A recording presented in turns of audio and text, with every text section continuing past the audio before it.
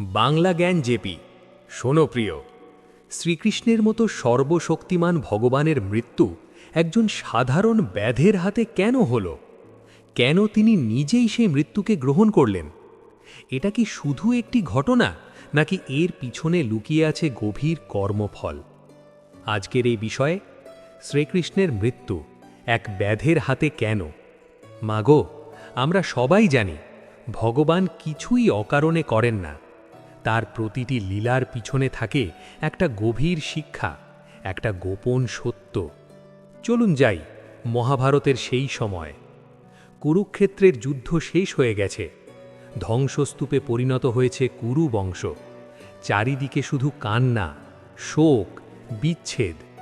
সেই সময় মাতা গান্ধারী, যিনি একসাথে শত পুত্র হারিয়েছেন, তিনি দাঁড়িয়ে আছেন ভগবান শ্রীকৃষ্ণের সামনে। চোখে আগুন, হৃদয়ে ব্যথা। তিনি বলে উঠলেন, মাধব, তুমি না চাইলে এই যুদ্ধ হতো না। তুমি করেছ, তোমার জন্য আজ আমি সর্বহারা। তারপর তিনি অভিশাপ দিলেন, যেমন আমার কুরু বংশ ধ্বংস হয়েছে, তেমনি তোমার যদু বংশও ধ্বংস হয়ে যাবে। একটা সন্তানও বেঁচে থাকবে না। আর শোনো, তোমারও মৃত্যু হবে একজন ব্যাধের হাতে। মাগো, এই কথা শুনে সমস্ত সভা স্তব্ধ হয়ে গেল। সবাই ভাবল, এটা কেমন অভিশাপ? কিন্তু দেখুন ভগবানের লীলা।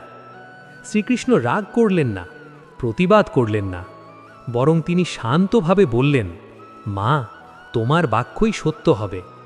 একবার ভাবুন, যিনি সৃষ্টির অধিপতি, তিনি কেমন একটি অভিশাপ মেনে নিলেন? এর উত্তর লুকিয়ে আছে আরও পুরনো এক কাহিনীতে। চলুন যাই রামায়ণের সময়। ভগবান শ্রীরামচন্দ্র মা সীতাকে উদ্ধারের জন্য বালিকে হত্যা করেছিলেন। কিন্তু বালিকে তিনি সামনে থেকে নয়, পিছন থেকে তীর মেরে হত্যা করেছিলেন। বালির পুত্র অঙ্গদ, সে তখন কিছুই বুঝতে পারেনি, কিন্তু তার মনে ছিল এক প্রশ্ন, আমার পিতাকে কে হত্যা করল? পরে যখন সে ভগবান রামের সেবা করল, ভগবান খুশি হয়ে তাকে বললেন, বর চাও। অঙ্গদ বলল, প্রভু, যে আমার পিতাকে পিছন থেকে তীর মেরে হত্যা করেছে, আমি যেন তাকেও তেমনভাবে হত্যা করতে পারি। ভগবান বললেন, তথাস্তু। মাগো, ভগবানের কথা কখনো মিথ্যা হয় না। তাই দাপর যুগে সেই অঙ্গদ জন্ম নিল জরা নামের এক ব্যাধ হয়ে। আর সেই ব্যাধ একদিন বনে শিকার করতে গিয়ে দেখল একটা হরিণের মতো কিছু নড়ছে। সে বুঝতে পারেনি এটা কোনো সাধারণ প্রাণী নয়। সে তীর ছুঁড়ল, আর সেই তীর গিয়ে লাগল শ্রীকৃষ্ণের পদদেশে। মাগো, এটাই সেই মুহূর্ত যেখানে অভিশাপ আর কর্মফল একসাথে মিলিত হল। ব্যাধ যখন কাছে গেল, সে বুঝতে পারল সে কি ভয়ঙ্কর ভুল করেছে। সে কাঁদতে লাগল, প্রভু, আমি অপরাধী, আমাকে ক্ষমা করুন। তখন শ্রীকৃষ্ণ হেসে বললেন, ভয় পেও না মাতা, এটা তোমার দোষ নয়, এটা পূর্বজন্মের কর্ম। একবার ভাবুন, ভগবান নিজেই নিজের দেওয়া বর পূর্ণ করলেন। এই হলো তার লীলা। মাগো, এখানে একটা বড় শিক্ষা আছে। ভগবানও নিজের কর্মের নিয়ম ভাঙেন না। যা তিনি স্থির করেন, তা তিনি নিজেই পালন করেন। তাই আমরা ভাবি, আমরা যা করছি তার ফল পাব না। না মাগো, কর্মের ফল একদিন না একদিন আমাদের কাছে ফিরবেই। তাই আজ থেকেই নিজেকে বদলাও, সৎ পথে চলো, কারণ সময় গেলে। শোনো প্রিয়, যেখানে শেষ করেছিলাম সেখান থেকেই শুরু করি।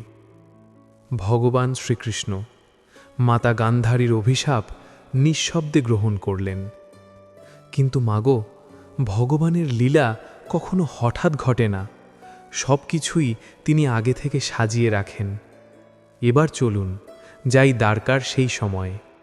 যদুবংশ, ভগবান শ্রীকৃষ্ণের নিজের বংশ, শক্তিশালী, অজেয়, অপরাজেয়। কিন্তু ধীরে ধীরে একটা পরিবর্তন আসতে শুরু করল। অহংকার, অবাধ্যতা, গুরুজনদের প্রতি অসম্মান। মাগো, যেখানে ভক্তি নেই সেখানে পতন শুরু হয়। একদিন যদুবংশের কিছু যুবক একটি ভয়ঙ্কর ভুল করল।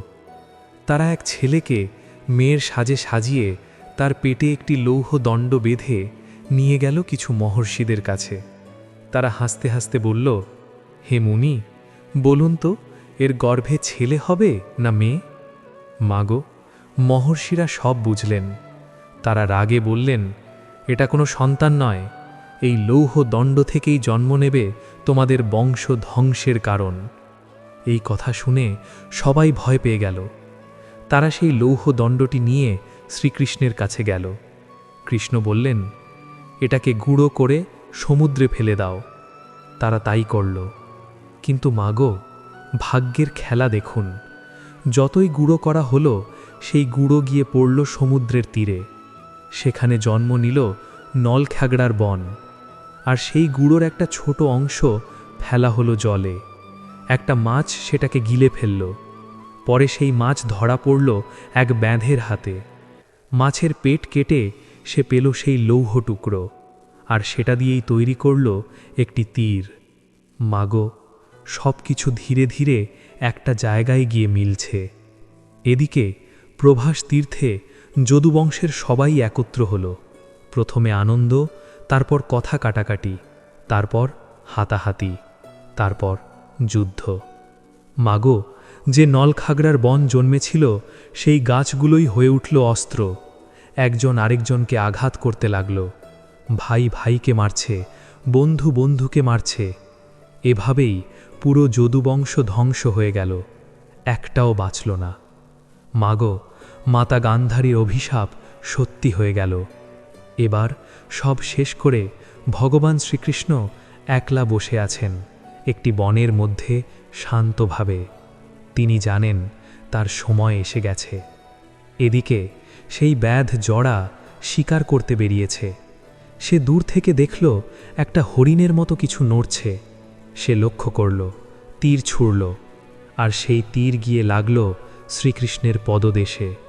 মাগো, এইভাবেই অভিশাপ পূর্ণ হল। ব্যাধ কাছে এসে দেখল সে কি করেছে। সে কাঁদতে লাগল, প্রভু, আমি অপরাধী।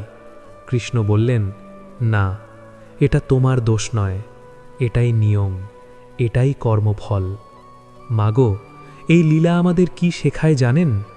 অহংকার ধ্বংস ডেকে আনে, অসৎ কাজের ফল একদিন ফিরেই আসে। আর ভগবান সব কিছু দেখেন, সব কিছু জানেন। তাই আজ থেকেই নিজেকে বদলাও, কারণ সময় গেলে ফিরে পাওয়া যায় না। শোনো প্রিয়, যেখানে শেষ করেছিলাম সেখান থেকেই আজকের আসল শিক্ষা শুরু।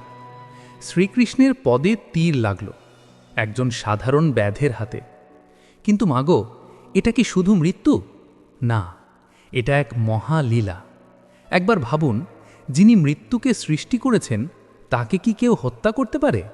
না মাগো, তিনি নিজেই নিজের লীলা সমাপ্ত করেন। ব্যাধ জরা কাঁদছে, কাঁপছে, ভয়ে ভেঙে পড়েছে। সে বলছে, প্রভু, আমি জানতাম না, আমি পাপী। তখন শ্রীকৃষ্ণ মৃদু হেসে বললেন, ওরে জরা, ভয় পেও না, এটা তোমার দোষ নয়, এটা সেই বর যা আমি নিজেই দিয়েছিলাম। মাগো, এখানেই ভগবানের মহত্ব। তিনি কখনো নিজের কথা ভাঙেন না। তিনি যদি একবার বলেন তাহলে তা সত্যি হবেই। তাই তো রাম অবতারে যা দিয়েছিলেন, কৃষ্ণ অবতারে তা পূর্ণ করলেন। একবার ভাবুন, আমরা মানুষ হয়ে নিজের কথা রাখতে পারি না, আর ভগবান নিজের কথা রাখতে নিজেই নিজের মৃত্যু গ্রহণ করেন। এটাই তার লীলা, এটাই তার সত্য। মাগু, এখানে আরেকটা গভীর কথা আছে। ভগবান কেন এইভাবে চলে গেলেন? কারণ যখন ধর্ম কমে যায়, যখন মানুষ অহংকারে ভরে যায়, তখন ভগবান নিজের লীলা গুটিয়ে নেন। যদুবংশ, যারা ভগবানের নিজের বংশ, তারা যখন গুরুজনদের অসম্মান করল, তখন তাদের ধ্বংস অনিবার্য ছিল। মাগু, ভগবানের কাছে কেউ নিজের নয়। যে ভক্ত সেই তার, আর যে অহংকারী সে নিজের ধ্বংস নিজেই ডেকে আনে। তাই আজ আমাদের জন্য শিক্ষা, অহংকার নয়, ভক্তি চাই। সম্পদ নয়, সৎ পথ চাই। ক্ষমতা নয়, নম্রতা চাই। কারণ শেষ সময়ে কেউ আমাদের সাথে যাবে না, না টাকা, না সম্পর্ক, না নাম। শুধু যাবে আমাদের কর্ম আর আমাদের ভক্তি।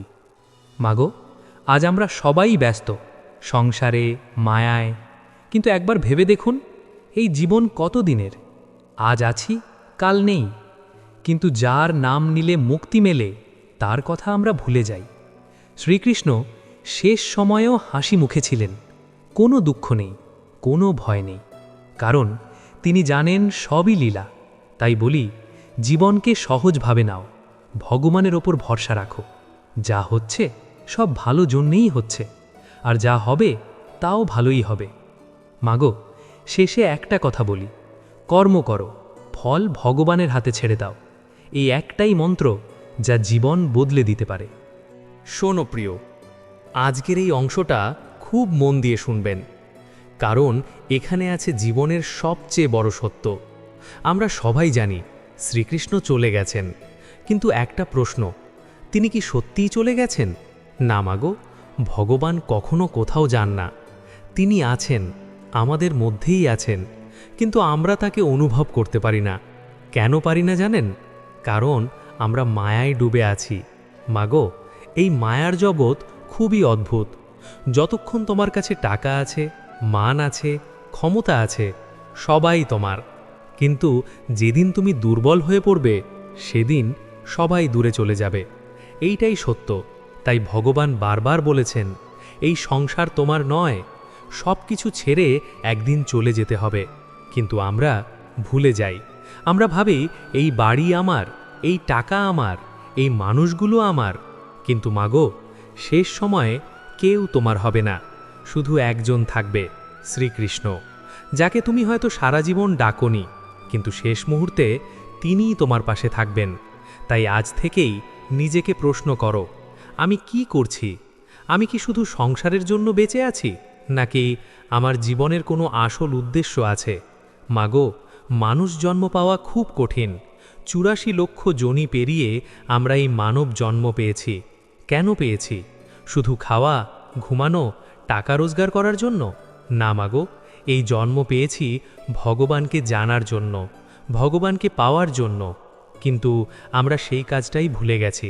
আমরা সারা দিন ব্যস্ত, কিন্তু একবারও সময় পাই না হরে কৃষ্ণ বলার। মাগো, একবার ভেবে দেখুন, যে ভগবান আপনাকে শ্বাস দিচ্ছেন, আপনাকে জীবন দিচ্ছেন, আপনি কি তাকে একবার ধন্যবাদ দেন? না। তাই জীবনে যত কষ্ট আসুক, একটা জিনিস কখনো ছাড়বেন না, ভগবানের নাম।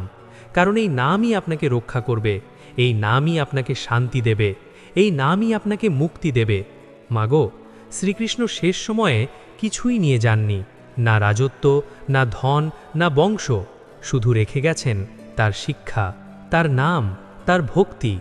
তাই বলি, আজ থেকেই নিজেকে বদলাও, ভালো কাজ করো, কারোর ক্ষতি করো না, কারোর প্রতি হিংসা করো না, কারণ সব কিছু ভগবান দেখছেন, সব কিছু লিখে রাখছেন। একদিন সব কিছুর হিসাব দিতে হবে। তাই সময় থাকতে সাবধান হও, নিজেকে ঠিক করো। মাগো, শেষে একটা কথা, যে ভগবানের পথে চলে সে কখনো হারায় না, আর যে মায়ার পথে চলে সে সব পেয়েও হারিয়ে যায়। তাই বেছে নাও তুমি কোন। শোনো প্রিয়, আজকের এই অংশটা আরও গভীর, আরও বাস্তব। একটা প্রশ্ন করি, আমরা কেন বারবার দুঃখ পাই? কেন জীবনে এত সমস্যা আসে? কেন কেউ সুখে থাকে আর কেউ কষ্টে? মাগো, এর উত্তর একটাই, কর্মফল। যা আমরা করি তার ফল একদিন আমাদের কাছেই ফিরে আসে। আজ না হলে কাল, এই জন্মে না হলে পরের জন্মে, কিন্তু ফল আসবেই। মাগো, একবার ভাবুন, শ্রীকৃষ্ণ নিজেই নিজের দেওয়া বর পূর্ণ করতে নিজের মৃত্যু গ্রহণ করলেন। তাহলে আমরা কিভাবে কর্মফল থেকে বাঁচব? পারব না। তাই আজ থেকেই সতর্ক হও, কথায়, কাজে, মনে, সব জায়গায়। কারণ মনে মনে খারাপ ভাবলেও সেটাও অপরাধ। মাগো, একটা ছোট গল্প বলি। একজন ধনী ব্যক্তি প্রতিদিন মন্দিরে যেত, প্রণাম করত, কিন্তু বাইরে বেরিয়ে ভিখারিকে টাকা দিতে গেলে খুব কষ্ট করে সবচেয়ে ছোট কয়েনটা দিত। আর মনে মনে ভাবত কম দিলেই ভালো। একদিন একটা ছোট্ট বাচ্চা তাকে বলল, বাবু, তুমি কত দিচ্ছ সেটা বড় কথা নয়, তুমি কোন মন নিয়ে দিচ্ছ ভগবান সেটা দেখেন। মাগো, এই কথাটা মনে রাখবেন, ভগবান বসে আছেন আমাদের মনের মধ্যে। আমরা কি ভাবছি তিনি সব জানেন। আমরা কাউকে ঠকালে হয়তো মানুষ বুঝবে না, কিন্তু ভগবান বুঝবেন। তাই কারোর ক্ষতি করো না, কারোর মনে কষ্ট দিও না, কারণ অপরাধ শুধু কাজ দিয়ে নয়, মনের দ্বারাও হয়। মাগো, আজ আমরা ভাবি আমরা খুব চালাক, সবাইকে ফাঁকি দিতে পারি, কিন্তু চারজনকে ফাঁকি দেওয়া যায় না: প্রকৃতি, সময়, অন্তর্যামী ভগবান আর নিজের বিবেক। এই চারজন সব কিছু দেখে, সব কিছু জানে। তাই সময় থাকতেই নিজেকে ঠিক করো, কারণ সময় কারোর জন্য থেমে থাকে না। আমরা বলি সময় কাটছে না, কিন্তু আসলে আমরাই সময় নষ্ট করছি।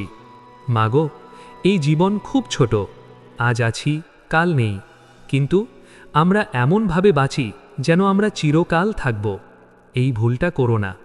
মনে রাখো, সব কিছু একদিন রেখে যেতে হবে, তাই যা যাবে না সেই জিনিসটা জমাও: ভক্তি, সৎ কাজ, ভালোবাসা।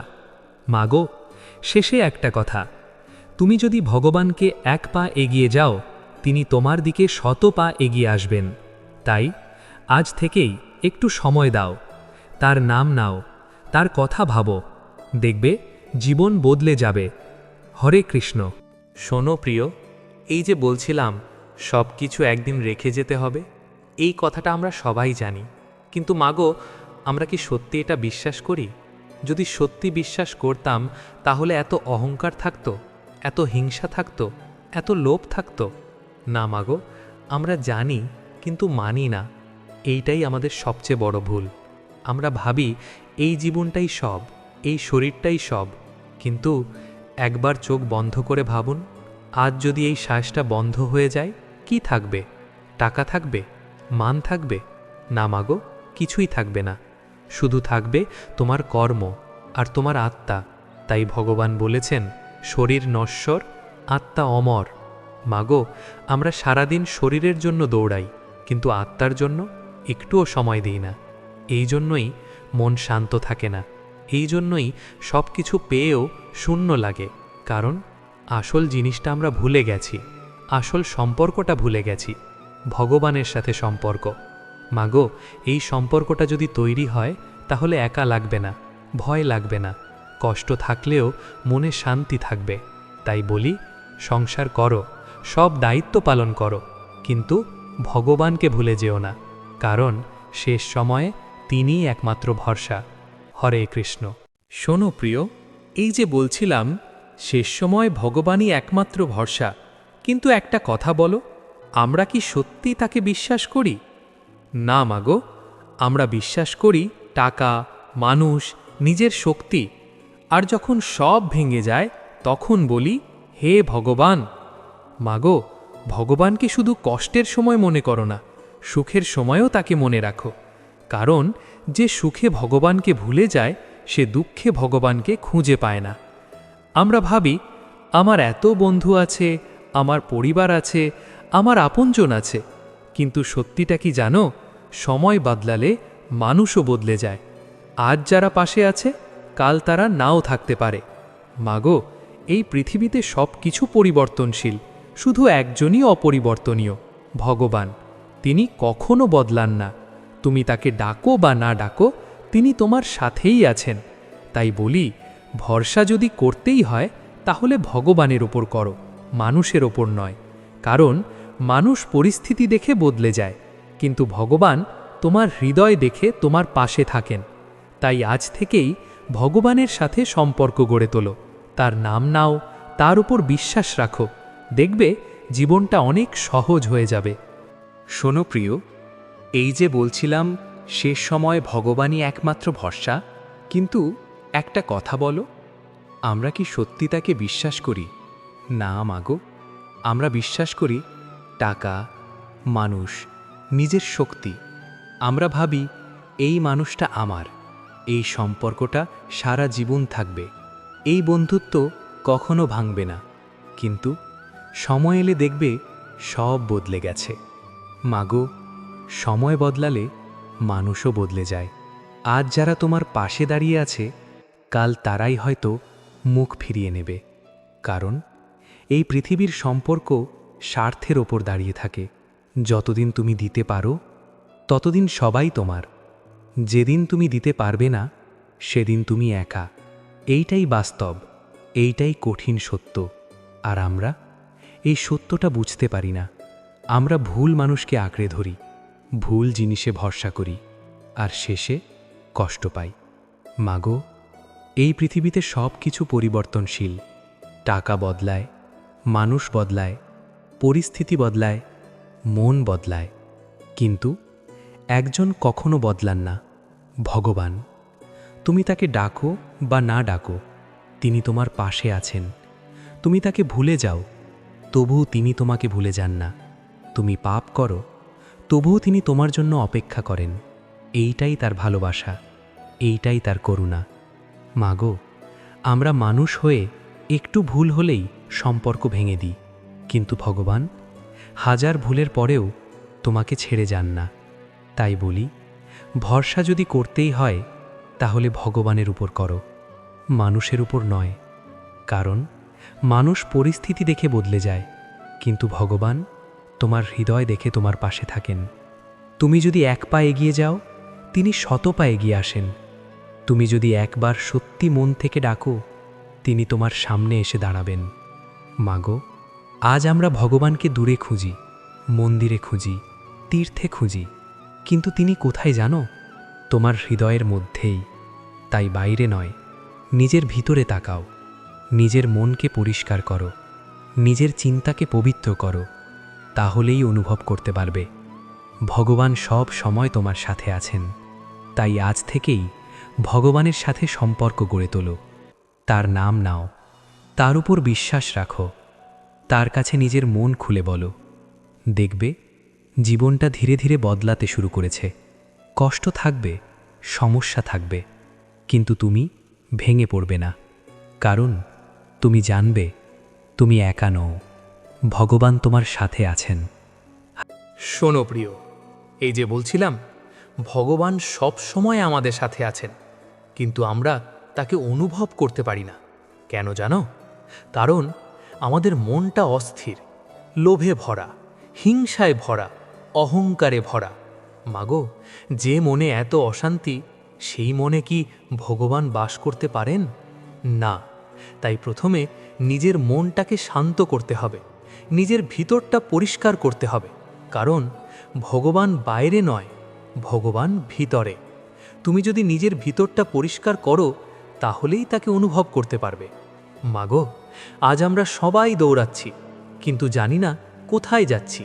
সারা জীবন কাটিয়ে দিচ্ছি, কিন্তু বুঝতেই পারছি না আমার আসল কাজটা কি। আমরা ভাবি আরও টাকা পেলেই সুখ পাব, আরও নাম পেলেই শান্তি পাব, আরও কিছু অর্জন করলেই জীবন পূর্ণ হবে। কিন্তু একবার থেমে ভাবো, যাদের সব আছে তারা কি সত্যিই সুখে আছে? না মাগো, ভিতরে তাদেরও অশান্তি। কারণ সুখ বাইরের জিনিসে নেই, সুখ আছে ভগবানের সাথে সম্পর্কের মধ্যে। মাগো, একটা সময় আসবে যখন সব কিছু থেমে যাবে। এই দৌড়, এই ব্যস্ততা, এই অহংকার সব শেষ হয়ে যাবে। আর তখন তুমি একা দাঁড়িয়ে থাকবে নিজের সামনে, নিজের কর্মের সামনে। তখন না থাকবে টাকা, না থাকবে মানুষ, না থাকবে কোনো অজুহাত, শুধু থাকবে তোমার করা কাজ আর তোমার বিশ্বাস।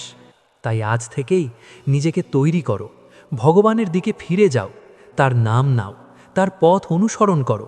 কারণ শেষ সময়ে এই নামটাই তোমাকে রক্ষা করবে, এই নামটাই তোমাকে শান্তি দেবে, এই নামটাই তোমাকে পথ দেখাবে। মাগো, জীবনটা খুব ছোট, সময় খুব কম। আজ যা করার আজই করো, কাল বলে কিচ্ছু নেই। তাই দেরি করো না, এখনই শুরু করো। নিজেকে বদলাও, নিজেকে ভগবানের কাছে সমর্পণ করো। দেখবে তোমার জীবন আলোকিত হয়ে উঠবে। শোনো প্রিয়, এই যে এতক্ষণ যা বললাম, সব কিছুর একটা শেষ আছে। এই জীবন, এই শরীর, এই সম্পর্ক, সব কিছু একদিন শেষ হয়ে যাবে। কিন্তু একটা জিনিস কখনো শেষ হয় না। ভগবানের নাম আর ভক্তি। মাগো, আজ তুমি যাই হও, ধনী হও বা গরিব, শিক্ষিত হও বা অশিক্ষিত, ভগবানের কাছে এগুলোর কোনো মূল্য নেই। তিনি শুধু একটা জিনিস দেখেন, তোমার মন। তুমি তাকে কতটা ভালোবাসো, কতটা বিশ্বাস করো, কতটা সত্যি মন থেকে ডাকো। মাগো, জীবনের শেষ মুহূর্তে সবাই একটাই জিনিস চায়, শান্তি। কিন্তু সেই শান্তি টাকা দিয়ে পাওয়া যায় না, মানুষ দিয়ে পাওয়া যায় না, পাওয়া যায় ভগবানের নামের মধ্যে। তাই বলি, আজ থেকেই নিজের জীবনটা একটু বদলাও। অন্যের খারাপ চেয়েও না, কারোর ক্ষতি করো না, সৎ পথে চলো।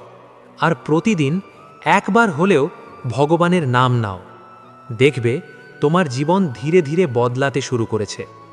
মাগো, শেষে একটা কথা মনে রাখবে, যে ভগবানের ওপর ভরসা রাখে সে কখনো হারায় না, আর যে শুধু মায়ার ওপর ভরসা করে সে সব পেয়েও একদিন শূন্য হয়ে যায়। তাই বেছে নাও তুমি কোন পথে চলবে, ভগবানের পথে না মায়ার পথে। এই সিদ্ধান্তটাই তোমার ভবিষ্যৎ ঠিক করবে। যদি এই কথাগুলো তোমার ভালো লাগে তাহলে ভিডিওটা লাইক করো, আর এমনই আরও সত্যি কথা শুনতে চ্যানেলটা সাবস্ক্রাইব করো। বাংলা জ্ঞান জেপি।